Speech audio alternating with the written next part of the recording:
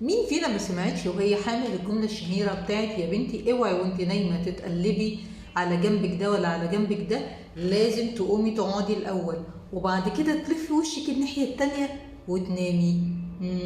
طب ليه؟ علشان الحبل السري هيلف حوالين البيبي بتاعك. في الحقيقة في أسباب كتير جدا ممكن نقول إن هي بتوصل للمرحلة بتاعت إن الحبل السري يلف حوالين رقبة البيبي، ومش من ضمنها إطلاقا الطريقة بتاعت تقليبك على السرير. أمال إيه؟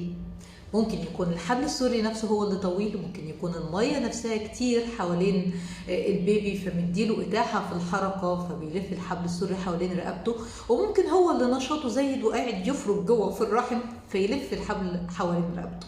وفي الواقع دي مش حاجة مقلقة بالنسبة لنا أبدا طول ما انت بتتابعي حركة البيبي بتاعك والحركة بتاعته كويسة ومتابعة دكتورك على السونار بتقول ان المقاسات ونمو البيبي ماشي مع العمر المحسوب.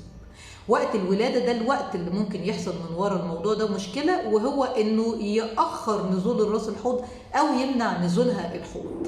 وبنتابع كده كده BCTG اللي هو جهاز نبض الجنين عشان نطمن ان ما يحصلوش مشكلة. لكن ده مش شيء مقلق وله سبب لولادة قيصرية طارئة، بالعكس في حالات كتير جدا انا بولدهم طبيعي وبلاقي الحبل السري لافف حواليه مرة واتنين ونازل زي الفل.